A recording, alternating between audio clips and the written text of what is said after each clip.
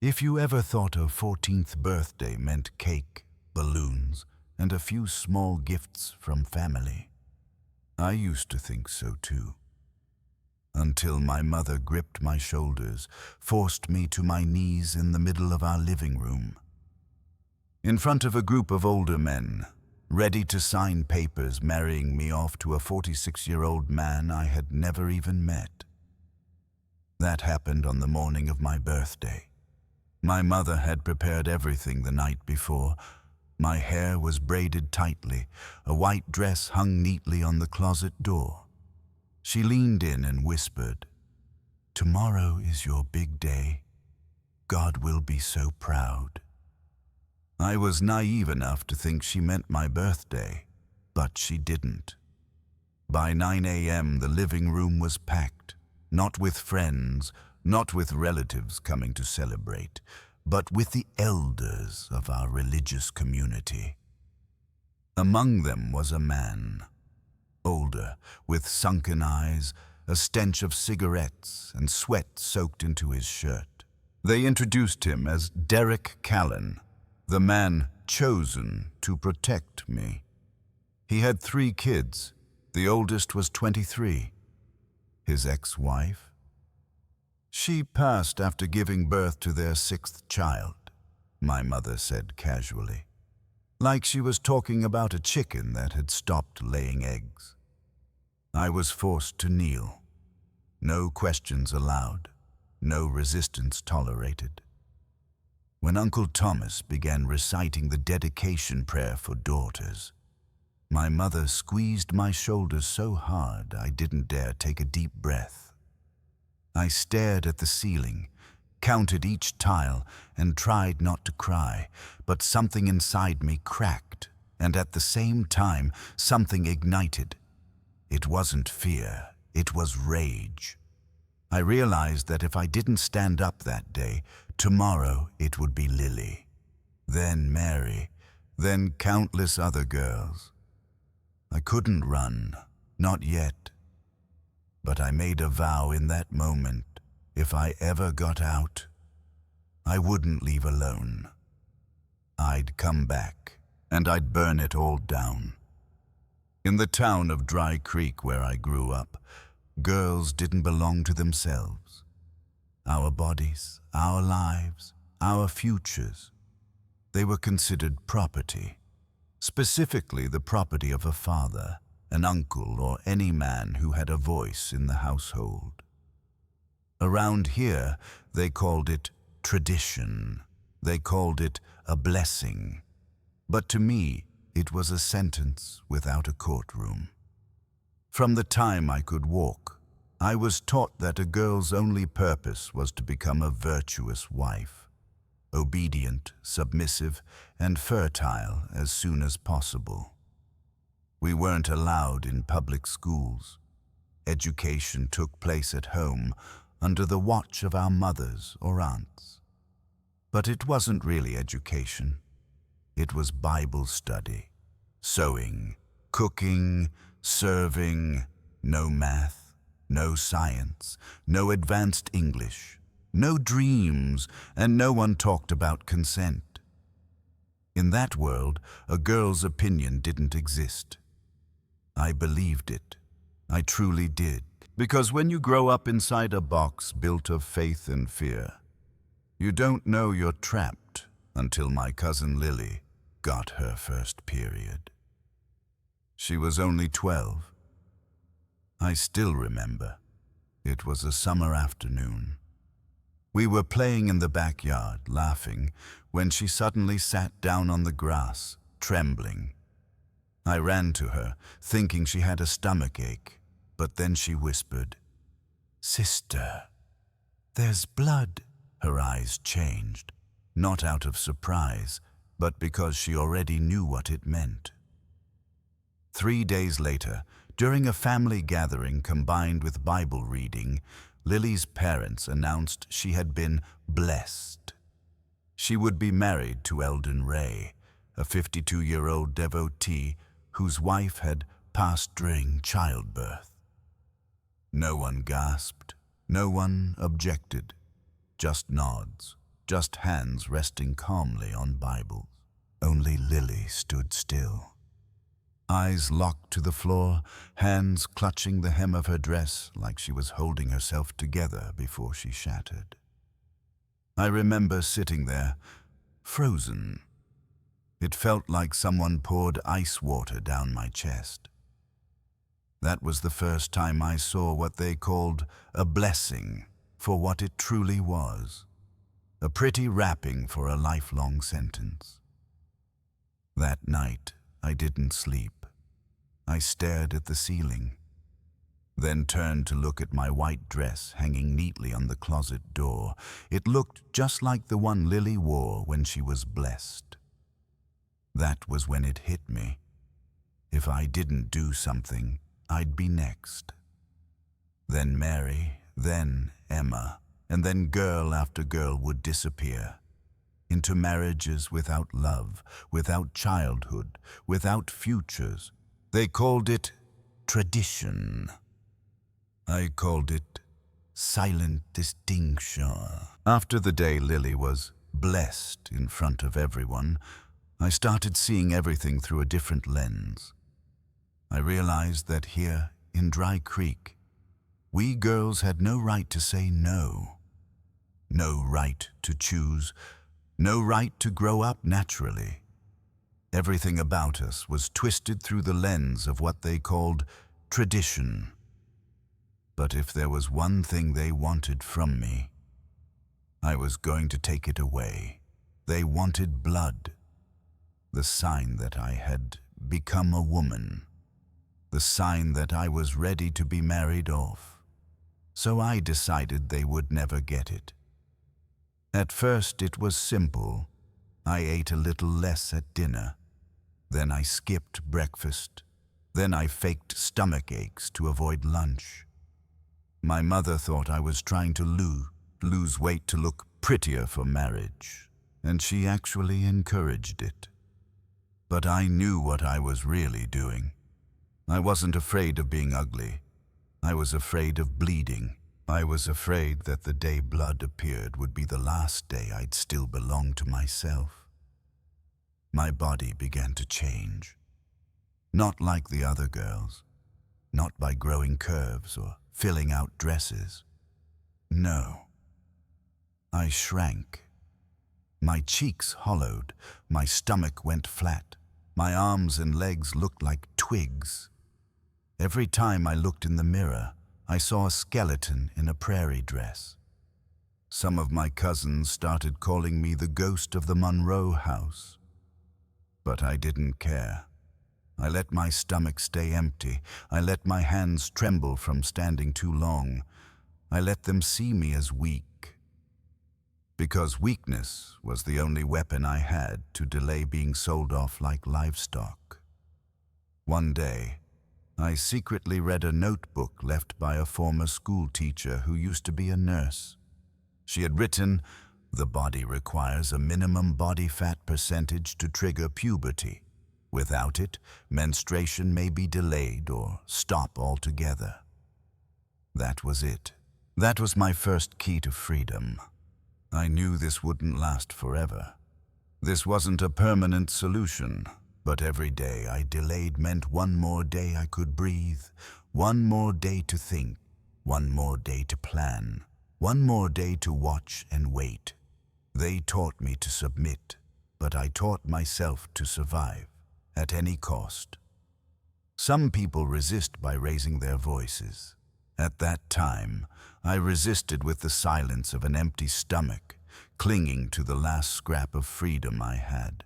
I couldn't save Lily, but maybe, just maybe, I could buy myself enough time. And if I got lucky, I'd use that time to save the girls still waiting behind me. I spent nearly 14 years living in a world closed off like a box. In that box, everything was predefined. Girls were for marriage. Girls were for bearing children. Girls were for obeying men.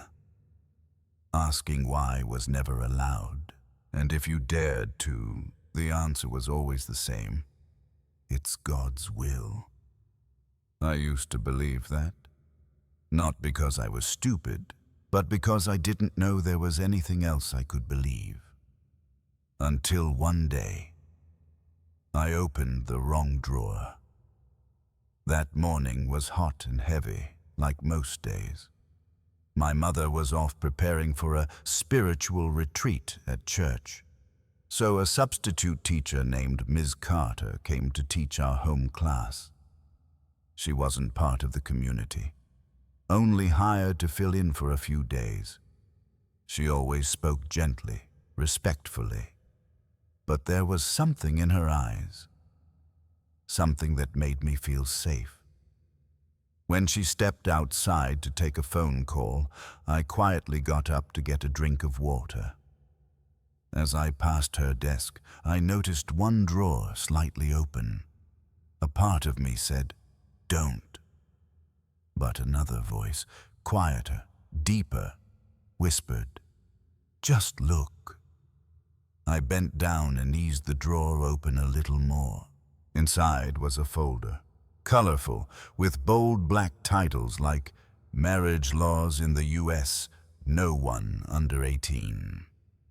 When Culture Becomes a Crime. Legal Rights of Minors in the State of Texas. I froze. My hands trembled as I flipped through the pages. Each sentence burned itself into me.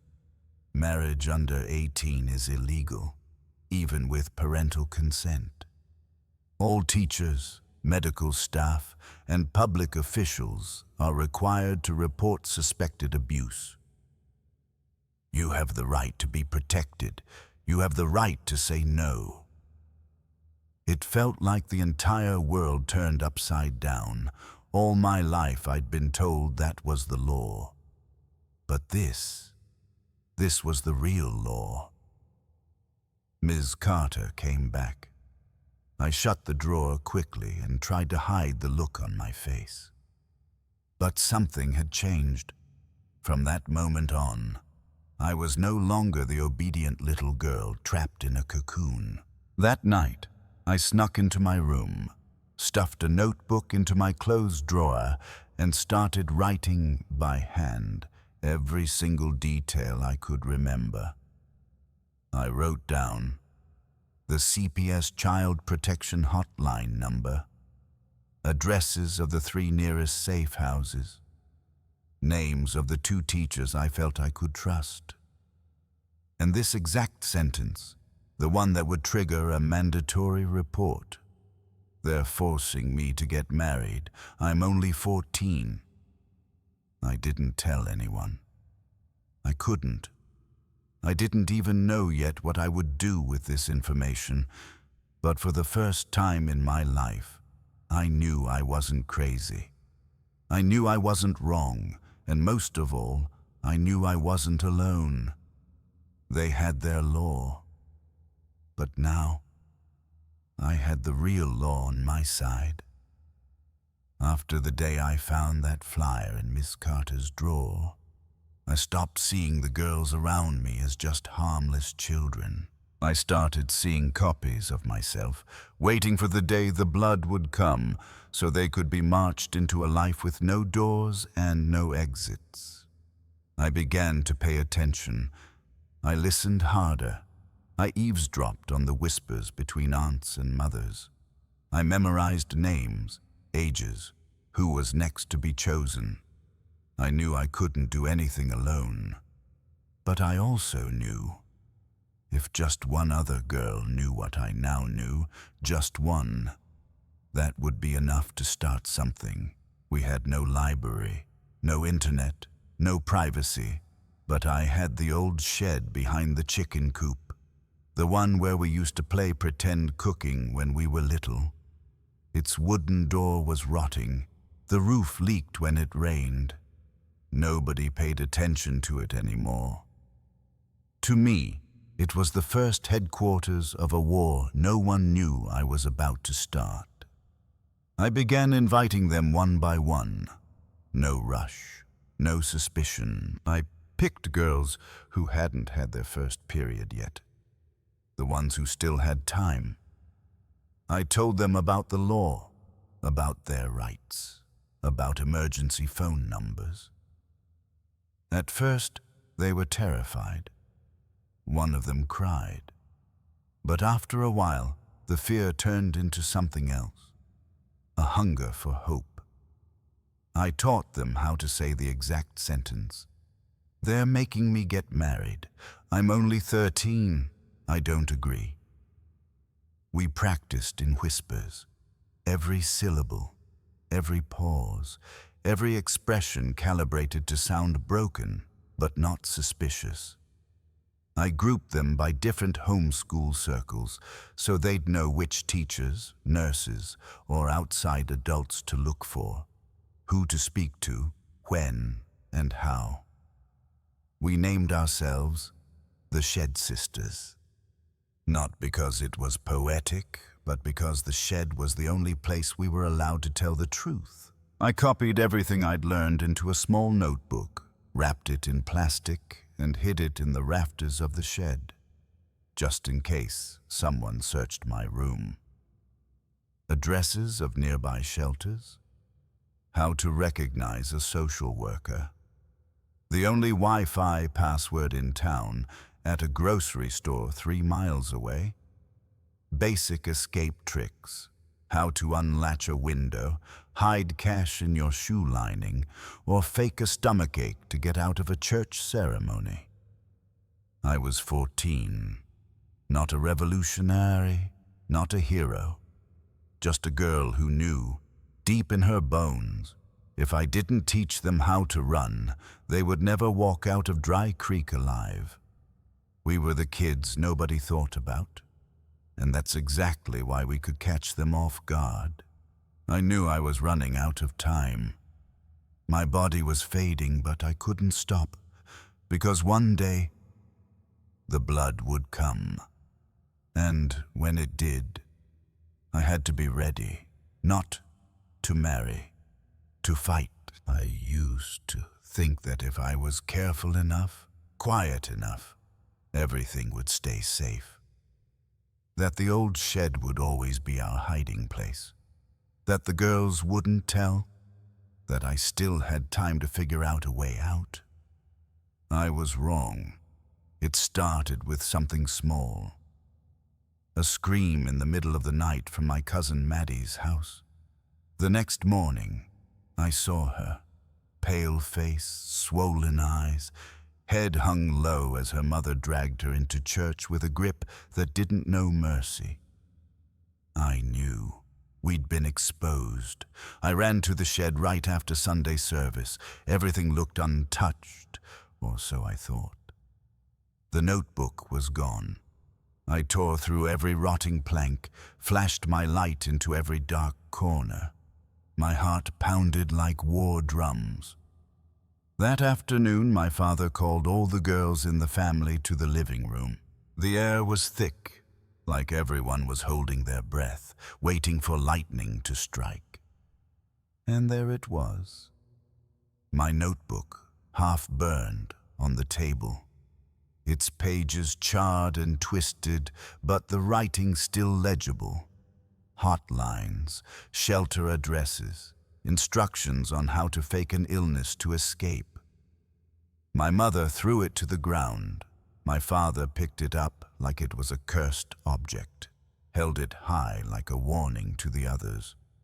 Who taught you this filth? Who poisoned you with this Western garbage?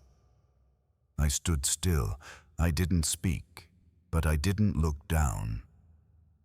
I've raised a snake in my own house.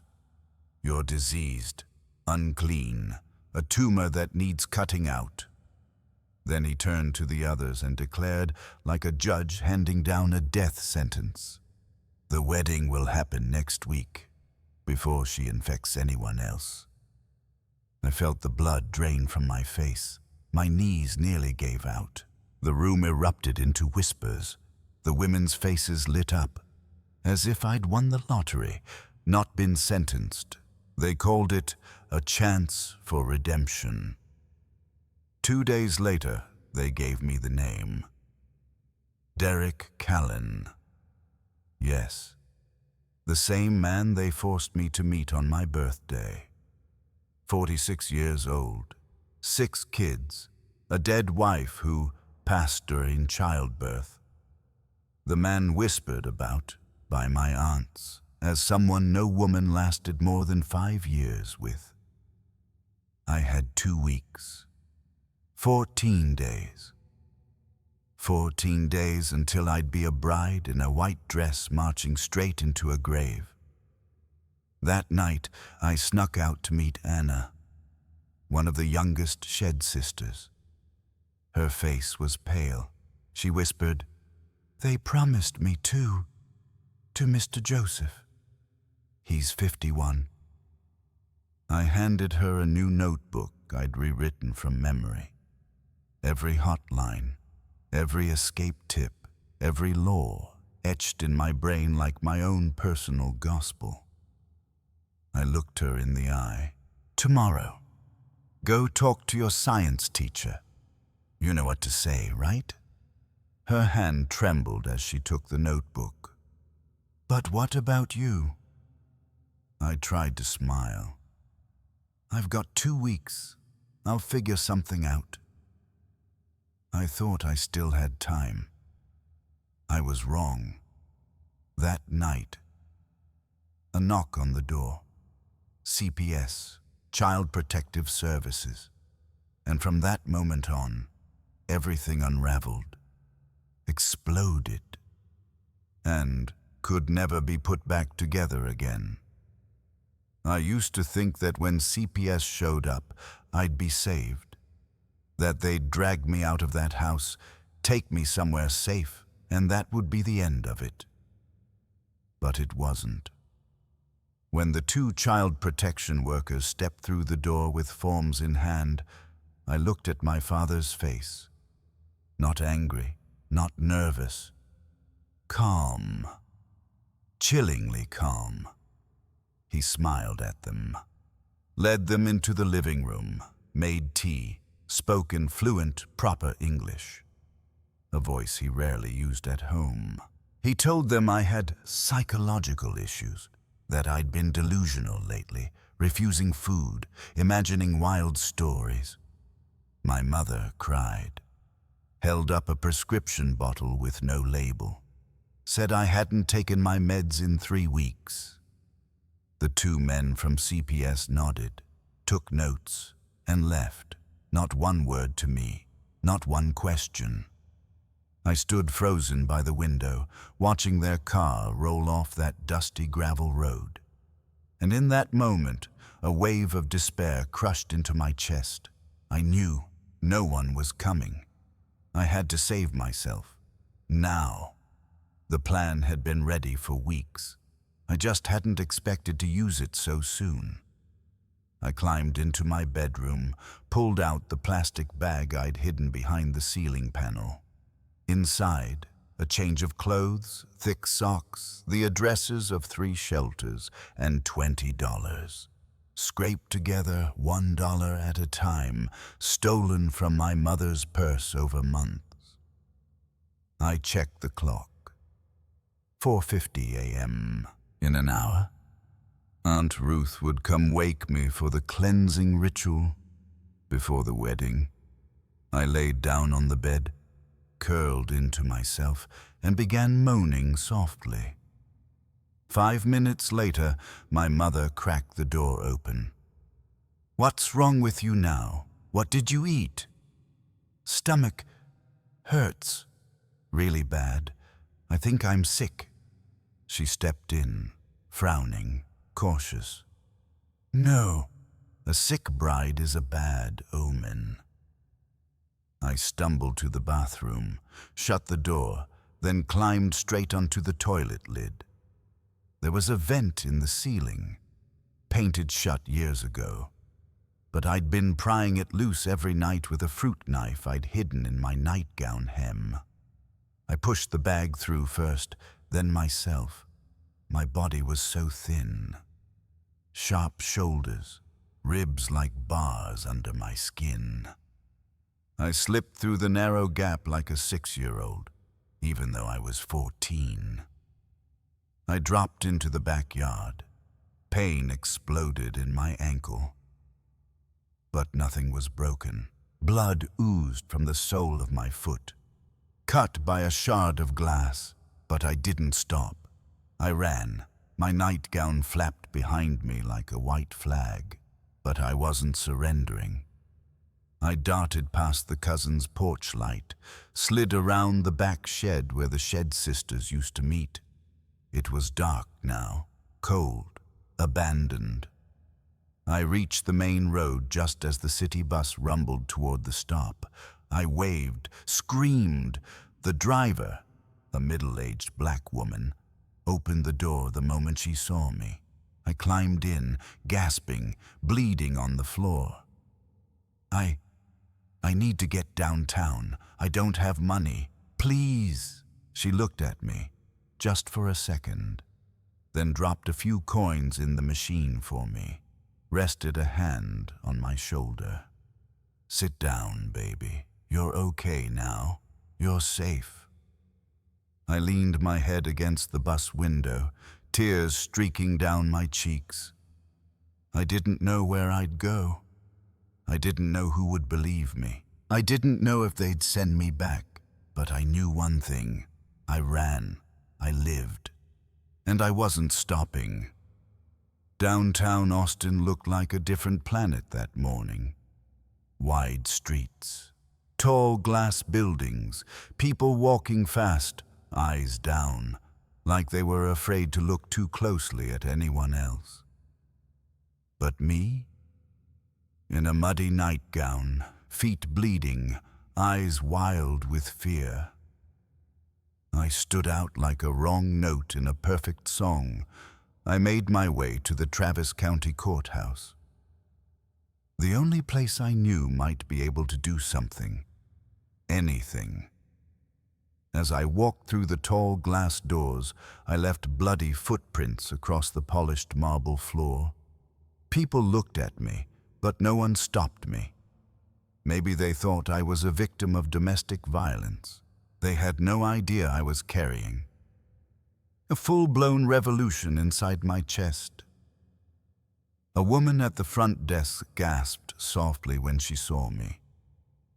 "Sweetheart, do you need help?" I swallowed, took a breath, and said the lines I'd practiced 100 times in my head. "I'm 14. My family is forcing me to get married. The wedding is this week. I need an emergency protective order." She didn't ask anything else.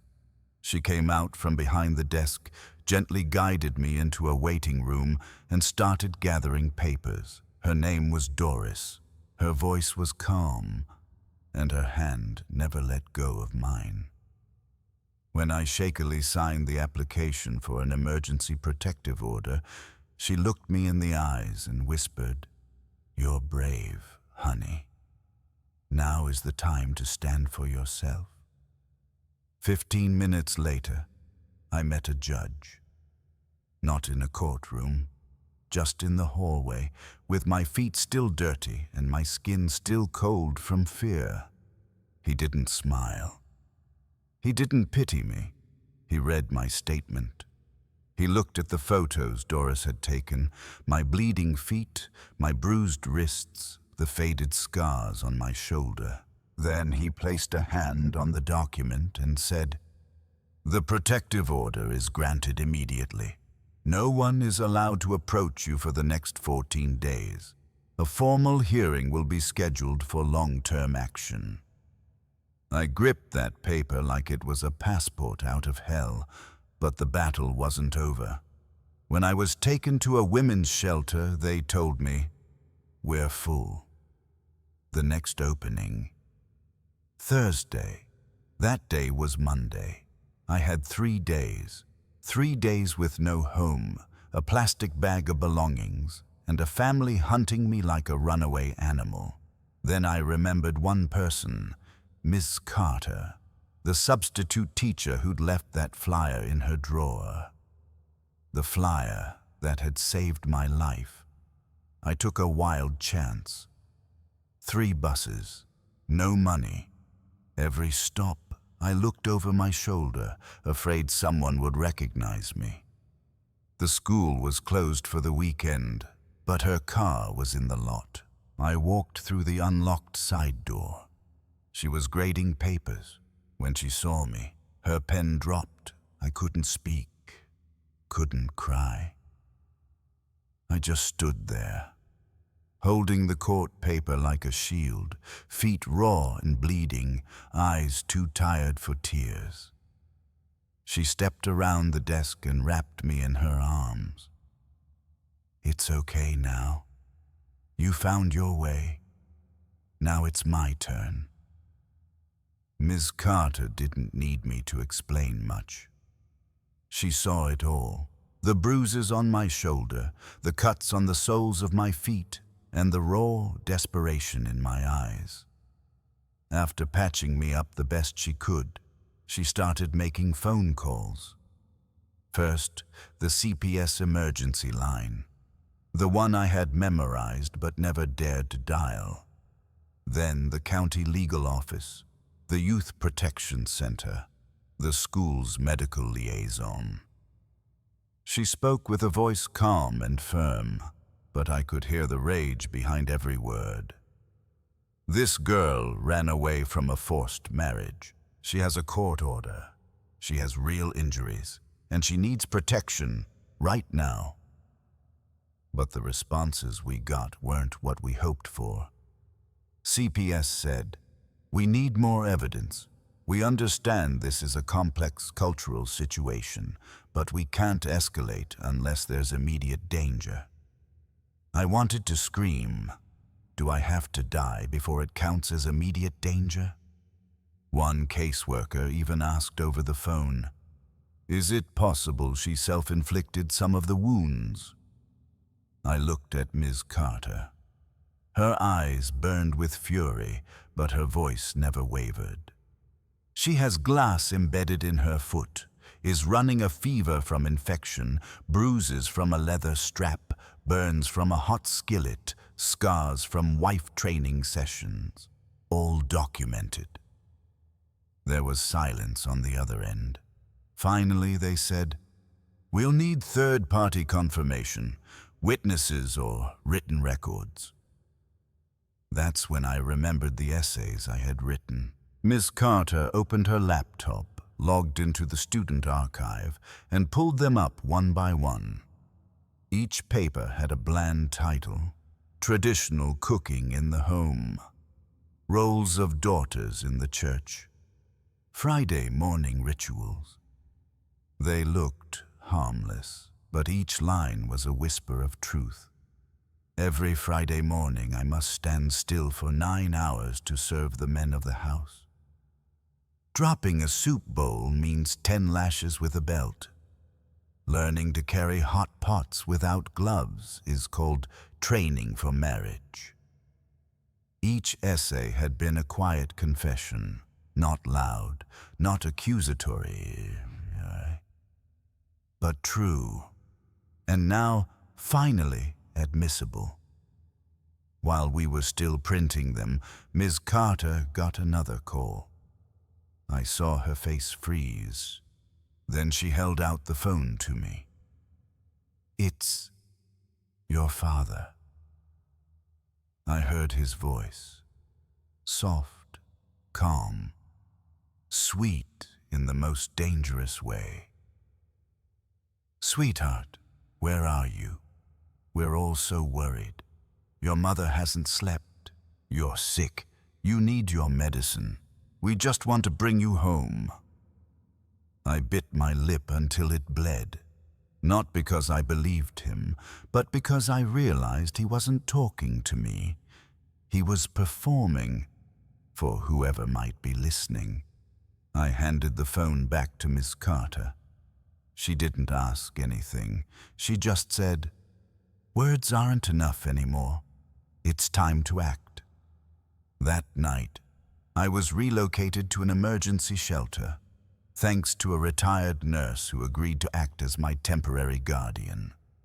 It was a small house with locks on the inside, security cameras, and an old dog named Whiskey, But most importantly, my father wasn't there.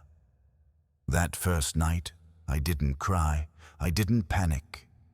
I turned on the bedside lamp, unfolded one of the printed essays, read it line by line, and smiled. I had been telling the truth for a long time. People just hadn't been ready to hear it. Until now, I thought those essays were the strongest evidence I had. I thought the protection order, the bruises, and Ms. Carter's testimony were more than enough to expose the truth. I didn't know my strongest card hadn't even been played yet. The morning of the official court hearing, the one to determine whether I'd be granted a permanent protective order, I walked into the courtroom with shaking hands and a stomach like lead. I didn't see my parents in the waiting area. Instead, I saw their attorney, legs crossed confidently, and beside him, a man in a gray suit with a face like steel, the private lawyer for our religious community. On my side sat a legal aid attorney, a CPS officer, and Ms. Carter, still standing by me, like she had from the beginning. The judge reviewed the testimony, then flipped through the essays, the photographs of injuries, and looked directly at me. "Do you have anything to say?" I swallowed hard, then told everything, not with tears, not theatrics, just truth, raw and thorned. I spoke of the Shed sisters, of how I starved myself to delay menstruation, and the night I crawled through a bathroom vent to escape a wedding. The room fell silent. My parents' lawyer stood up, calmly dismissive. Emotional storytelling does not replace verifiable evidence. Tradition does not equal abuse. And then, the courtroom door opened. A young woman stepped in. Long coat, gaunt face, eyes that burned like stars. "My name is Fatima Callan," she said. "I was Derek Callan's first wife." The entire room went still. Air turned cold. "I didn't die," she said evenly. "They said I died from kidney failure. But in truth, I ran. I lived in shelters for 4 years. Changed my name. Changed everything.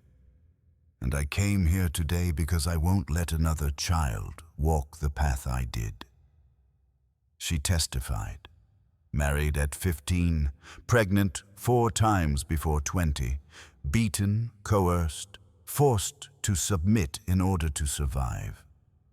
She presented medical records, hospital admittance forms, photographs of injuries, even a picture of the fake grave her family erected to claim she was dead. Panic rippled through my father's team. Their lawyer shot up, protesting, "This testimony is unverified. She has no legal identity." The judge tapped his gavel softly. We now have first-hand testimony from a survivor of the very man this child was to be married off to. After the hearing, the judge declared, "The temporary order is now permanent. This family may not contact, approach, or appear within 100 meters of this girl. Any violation will be subject to criminal prosecution." I was frozen. The room spun. I had braced myself to lose, to be called a liar, to walk out of there with nothing but scars. But no. Fatima saved me. And somehow I knew one day I would save someone else. As I stepped out of the courthouse, my father stood on the steps.